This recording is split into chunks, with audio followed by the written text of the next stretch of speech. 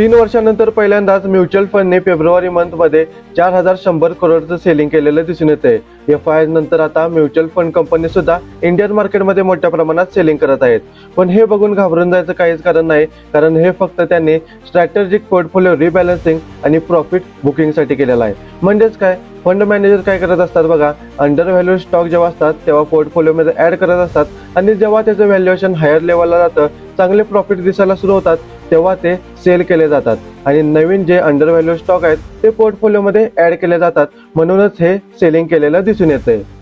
उलट जानेवारी मंथमध्ये जर बघितलं तर 41,000 करोडचं बाईंग म्युच्युअल फंडने इंडियन मार्केटमध्ये केलेलं दिसून येतंय आणि मागच्या इयरमध्ये म्हणजे 2025 मध्ये 4.93 लाख करोडचं बाईंग केलेलं आहे। त्यामुळे एवढं सेलिंग बघून काही पॅनिक व्हायचं रिझन नाही आणि तुमची SIP थांबवायचं काहीच कारण दिसून येत नाही।